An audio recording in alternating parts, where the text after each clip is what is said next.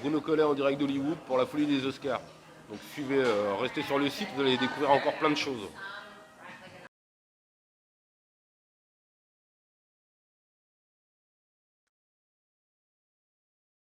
Alors je m'appelle Bruno Collet, je vais avoir 55 ans cette année. Je suis réalisateur de films d'animation depuis 2001. Voilà, ça va faire un peu plus de, ça va faire 20 ans que je fais de la stop motion, de l'animation image par image, sur un public plutôt pour les courts-métrages, en tout cas, parce que c'est mon sixième, ado-adulte. Alors Mémorable est un film qui traite la maladie d'Alzheimer par l'intermédiaire avec comme personnage deux marionnettes qui représentent un couple de personnes âgées. Et il y a déjà des films d'animation qui traitent de ce sujet, donc je cherchais un angle un petit peu différent pour parler de cette maladie. Et là, j'ai décidé de me placer dans la tête du malade et d'essayer de façon onirique de montrer ce que pouvait être la perte de mémoire donc pour le patient. Bah, je suis parti de l'idée que plus on vieillit, enfin, surtout avec cette maladie, plus les souvenirs lointains restent présents et ce qu'on a mangé la veille, on s'en souvient plus. Si bien que Louis, le personnage principal, perd vraiment la tête et tous ces vieux souvenirs, tous ces vieux. Lui, c'est un peintre hein, de métier, il était artiste. Et tout son amour de l'art, tout ce qu'il a dû apprendre dans sa jeunesse, tous les maîtres qu'il a adulés, tous ces souvenirs remontent. Si bien qu'on a une transformation de sa vie qui est mélangée avec des décors à la Van Gogh, à la Hooper. On a plein de. Et à un moment, il se retrouve à un repas de famille et une sorte de transformation de sa famille en personnage à la Bacon, qu'on des gueules complètement déformées, à part sa femme, qu'il a l'habitude de voir plus souvent, qui est restée intacte. Mais son fils a un visage complètement déformé en pâte à modeler. D'ailleurs, je voulais pas des petits vieux, je voulais pas Papy Brossard et Mamie Nova. Je voulais pas une vieille avec un chignon.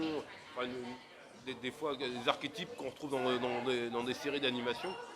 Je voulais un couple effectivement de retraités, de personnes âgées, mais qui ont une certaine modernité dans la façon de s'habiller, dans leur musique, dans les meubles. Tout ça fait partie de montrer ce qu'ils sont et les tableaux permettent de montrer ce qu'ils étaient. Et eux aussi ont été jeunes et eux aussi ont eu les cheveux longs et elle aussi a posé nue pour son mari. Voilà, et donner une certaine épaisseur à ces personnages et que ça participe à l'identification du public. Et surtout réussir à donner une certaine épaisseur à des marionnettes, parce qu'il faut quand même revenir à ça, c'est qu'on est avec des marionnettes de 30 cm en mousse de latex, et il faut que le public croit à leur épaisseur, à leur existence. Donc tout est bon pour essayer de construire, et que ce ne soit pas juste des petites poupées qui se baladent dans dans des décors en carton.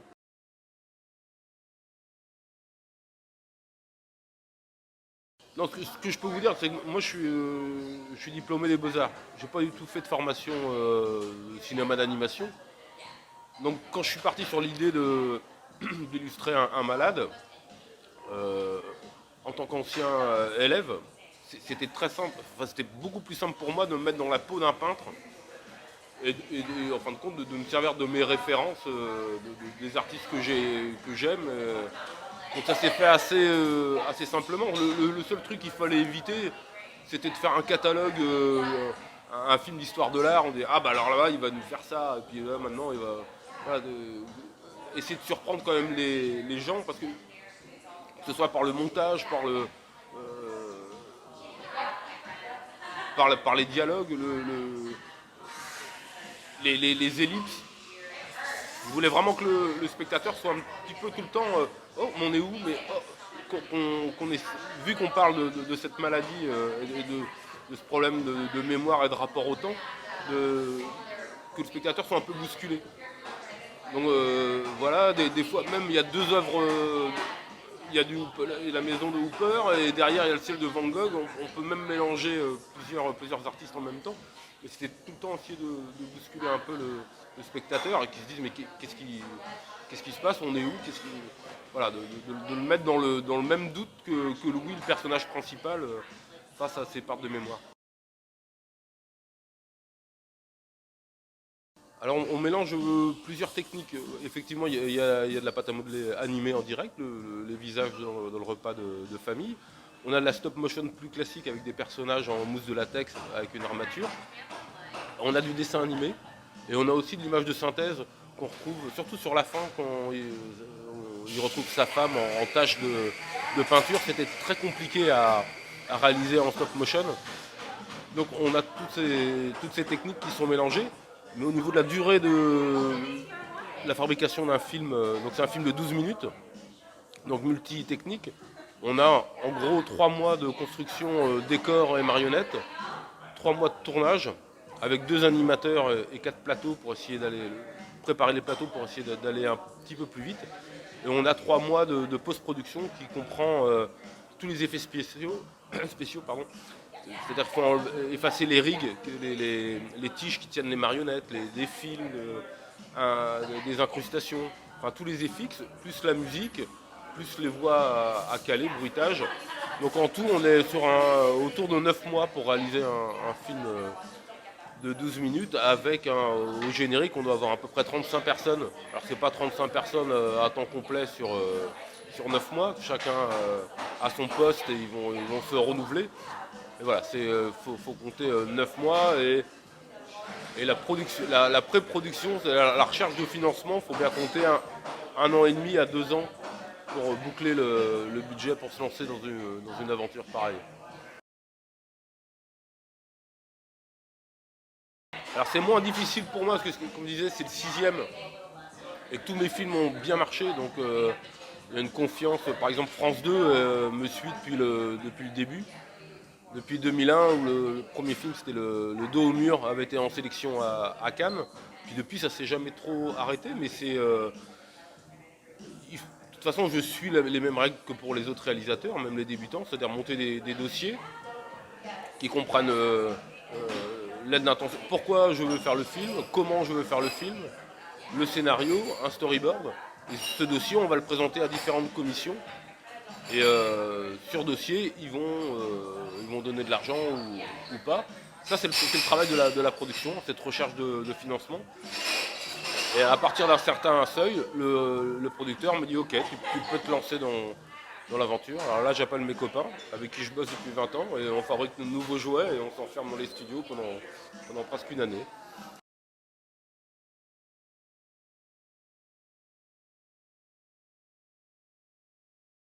Parce que le Petit Dragon, c'est un très très gros carton au niveau.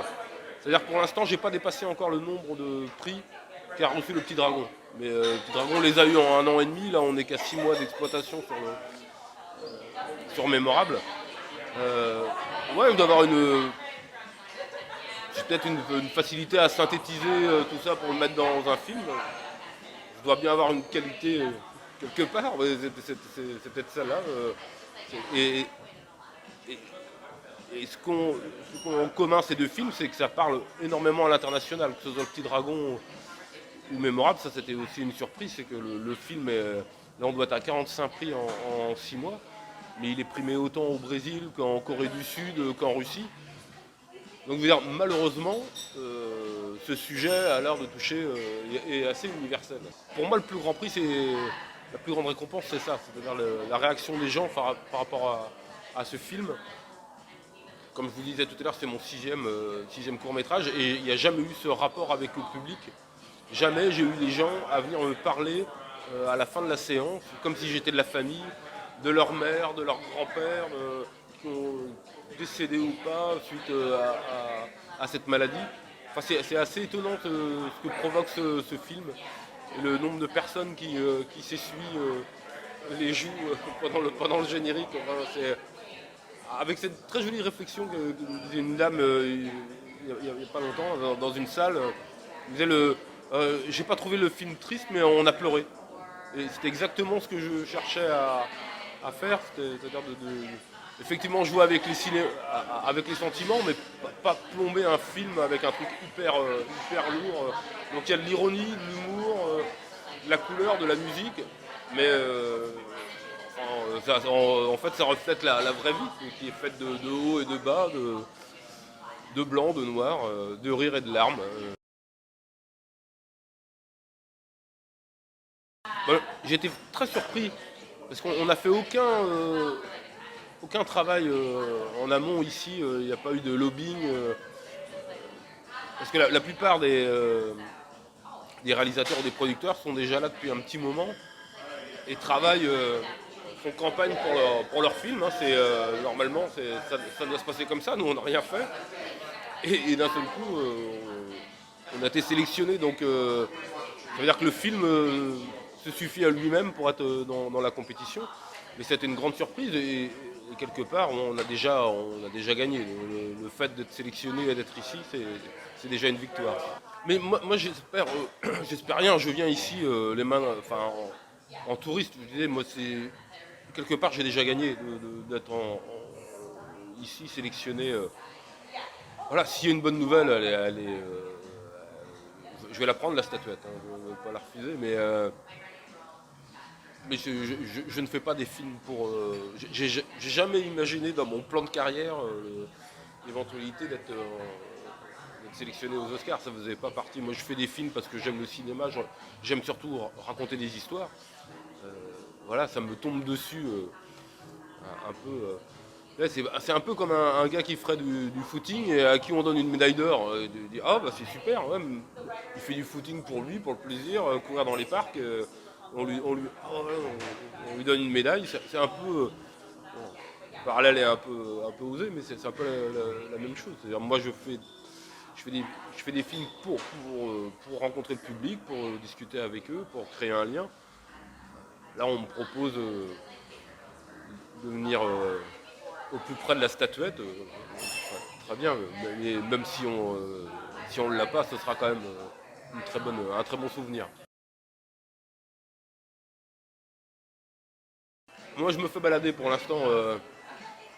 Le producteur travaille un peu de son côté et moi, on m'invite à des cocktails, à des photocalls, voilà, c'est pas très très, c'est pas très très compliqué. C'est fatigant parce que là, avec le jet lag, j'ai l'impression d'avoir une gueule de bois énorme aujourd'hui. D'où mes lunettes. Euh, Même si on a bu le chardonnay, si ils aiment bien les vins blancs de cépage français. Ah bah, par exemple, je pense qu'on va en avoir une avant et une après au consulat de France.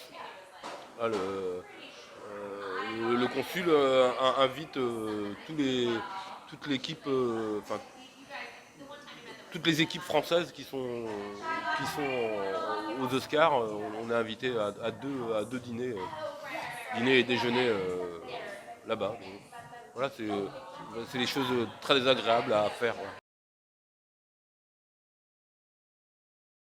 Comme vous avez vu, c'est impressionnant le Barnum, la rue est bloquée.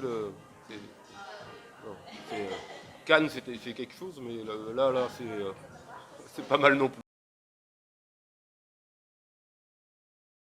Je pense qu'on a fait le plus gros.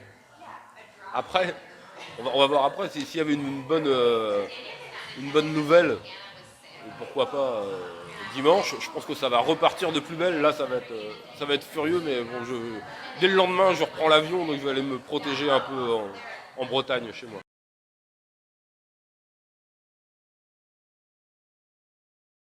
Ah ouais, c'est étrange, mais comme vous le dites, c'est assez paradoxal. C'est un film qui a eu 3 prix à Annecy, qui est le plus gros festival au monde d'animation, qui est sélectionné aux Oscars et qui n'a pas passé la finale au César.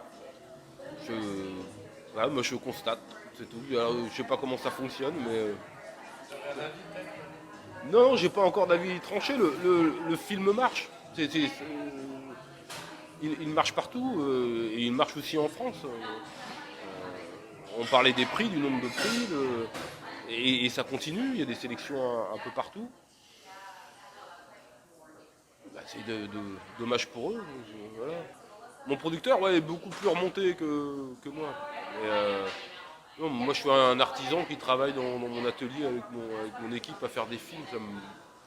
Ça ne m'intéresse pas trop, mais voilà, j'aurais eu plaisir d'emmener ma femme, une petite soirée. Donc, voilà, c'était ça. Je lui avais promis, je peux pas t'emmener aux Oscars, mais je t'emmènerai au César. Et, elle a dit, mais quoi, t'es même pas. Là, ça crée plutôt un drame familial. Mais... Vous avez menti à madame là. Non, mais franchement, je faisais partie de la shortlist encore il y a 2 semaines. Moi, j'y croyais, ça me paraissait assez normal que ce film soit en compétition. Sans vouloir spécialement gagner, hein, c'était pas, je me suis dit, il fera peut-être quand même partie des 5 meilleurs courts-métrages d'animation français. Puis avec Jérémy, on se suit normalement. On me disait, quand on s'envoyait un texto, je lui dis bon, on continue pareil, tu passes devant, et puis je te suis. On a eu nos prix à Annecy, on est là tous les deux. Je me suis dit ben, au César, on va faire la même chose. Et il est passé devant et la porte s'est refermée. Là, je suis dans le couloir, bon, c'est pas grave. Ouais, non, je suis pas vexé, c'est une incompréhension. Voilà. Je me dis comment c'est possible. Voilà, mais j'ai pas de rancœur du tout. Parce que pareil, hein, je fais pas des films non plus pour aller au César, c'est le même constat. C'est juste, je trouve ça étonnant. Je trouve ça étonnant et j'aurais bien voulu être reconnu dans mon pays. Voilà, mais bon, les Américains le font très bien ici. Je suis assez flatté, mon ego se porte bien, mais c'est dommage que ce ne soit pas à Paris à la fin du mois. Voilà.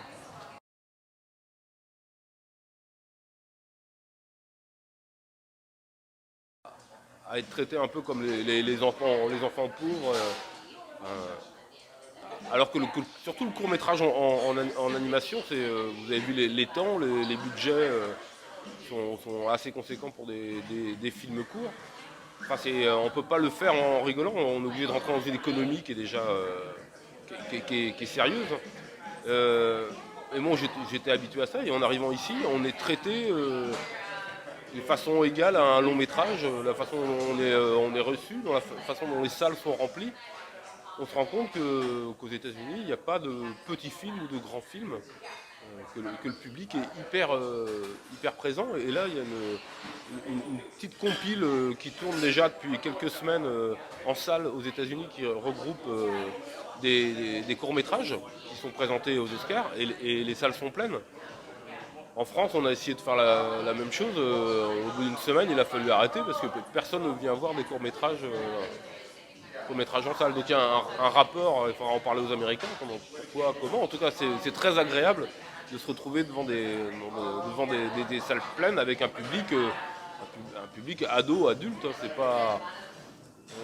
En plus, la sélection, c'est pas tellement des films pour enfants, mais les grands viennent voir du dessin animé et de la stop motion en salle. Donc c'est un grand plaisir. Déjà, par exemple, si on revient au César, on a fait la séparation entre court métrage et long métrage. Il y a encore quelques années, tout ça était ensemble, court et long d'animation. Donc c'était les longs qui gagnaient à chaque fois. Déjà, il y a un peu plus de visibilité.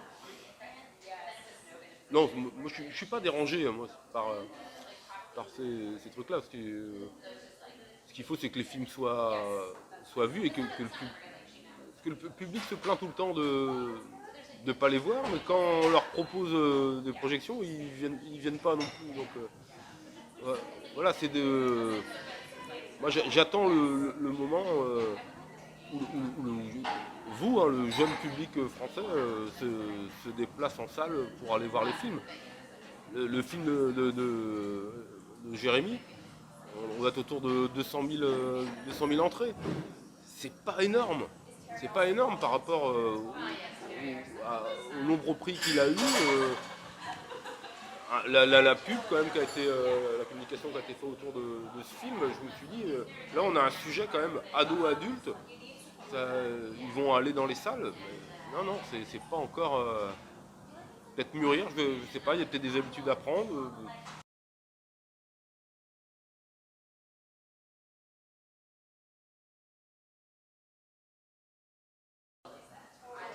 Un court métrage d'animation oscarisé, est-ce que c'est reconnu par le public français? Est-ce qu'il y a une visibilité? Parce qu'il y en a eu, hein, c'est pas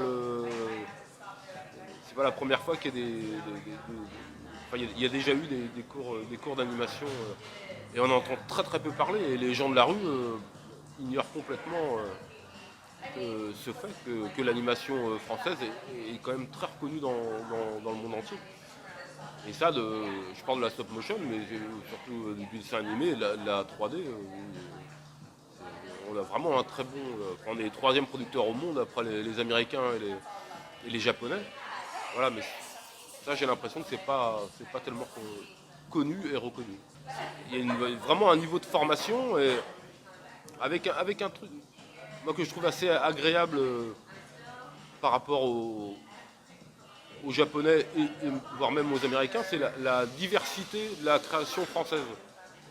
Euh, c'est vrai que le style manga qui a monopolisé l'animation japonaise, ils ont du mal un petit peu à en sortir. Alors il y a différents, il y en a pour adultes, il y en a pour enfants. Et on est toujours à peu près dans le même style de dessin. J'ai l'impression qu'en France, ça part dans tous les sens, qu'il y a une vraie diversité. Et entre mon film et celui de Jérémy Clapin, enfin, il y a des vraies différences. Et je trouve ça très très riche comme univers graphique.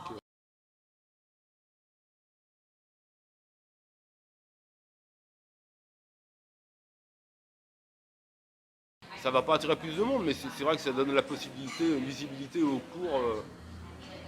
Les gens demandent ça, hein, mais ça c'est une question de distributeur, c'est-à-dire que si tu mets un cours, tu as moins de pub. C'est un choix à faire. Est-ce que tu es prêt à enlever 10 minutes de pub pour mettre un court métrage? J'en suis pas convaincu. C'est, je sais pas, j'ai perdu mon cœur, c'est pas les grands studios, c'est Netflix qui a racheté le film derrière et ce qui permet de le mettre à l'équilibre. Voilà, c'est plutôt dans cette direction que ça risque d'aller.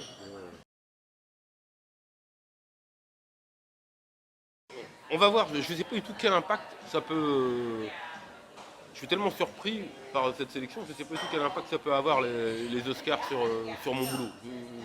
On va, ça m'arrêtera une deuxième interview dans un an et un an après.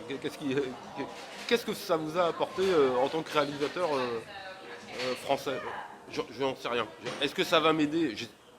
C'est le seul truc que j'espère, moi. Si je suis ici, c'est pour qu'éventuellement ça m'aide à monter d'autres courts-métrages, voire même un long. On va voir, donner un peu plus de crédibilité et de visibilité à ma carrière, à mes films. Voilà, si ça m'apporte ça, c'est déjà, enfin, génial. Et j'en sais rien. Là, on est dans l'inconnu. C'est un peu comme dimanche soir. Qu'est-ce qui va se passer? On n'en sait rien. Qu'est-ce qui va se passer après? Je sais pas. Je sais pas comment nous déjà. Enfin, comment comment les Oscars sont. Là, je parle pour moi et pour les autres qui sont en compétition. Comment on est vu de l'autre côté de l'Atlantique, en France?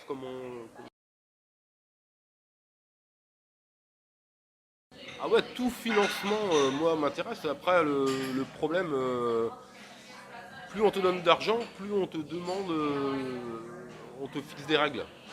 Et si on me dit, mais ça fait 20 ans que vous faites des courts-métrages, mais ça vous emmerde pas? Je dis, non, moi, le court-métrage me permet d'avoir une liberté totale. Je demande pas beaucoup d'argent, mais en contrepartie, je peux traiter de n'importe quel sujet. Enfin, je présente mon film, hein, si on parle de France Télévisions, le voit au pré-montage, on en parle. Mais jamais ils sont intervenus dans les choix. Enfin, j'ai vraiment une carte blanche. Et cette liberté, elle a une tendance à se réduire dès que les budgets deviennent importants. Alors ça m'intéresserait, mais en gardant cette liberté de ton qu'on vous avez vu dans le film, qui est assez ironique, assez grinçant parfois. Et c'est compliqué de monter des films ado-adultes. Financièrement, l'animation, la stop motion coûte très cher à tourner. Et le public est restreint, hein. Tu peux pas démarrer en dessous de 3 millions sur un projet de long. Et ton film il risque de finir dans des salles arrêt essai où il va passer une semaine. Donc il y a une équation financière qui est très compliquée. Peu de public et des films très chers. Donc, je ne sais pas ce que vous en pensez, mais je ne sais pas si je viendrai en vacances ici. Pour un lieu, ça fait énormément rêver les gens. De l'autre côté de l'Atlantique, quand on y est, on est très bien reçu, hein, c'est pas le problème. Après, c'est une sorte de décor de cinéma géant, quoi. On gratte un petit peu derrière, on voit que c'est un décor. Rien n'est vraiment. Enfin, je vais pas dire du mal de nos autres, quand même, mais voilà, c'est une ville un peu superficielle, énorme, où tout est quand même très compliqué au niveau des déplacements. Dès qu'on veut se donner rendez-vous, c'est quelques heures de voiture pour se retrouver. Et j'étais très, très content parce que mon hôtel était. Parce que je me suis dit, tiens, je vais aller un peu à la plage m'aérer. Et la plage est au bout de ma rue, mais à 32 km. C'était le seul truc que j'avais pas fait attention aux distances. Voilà.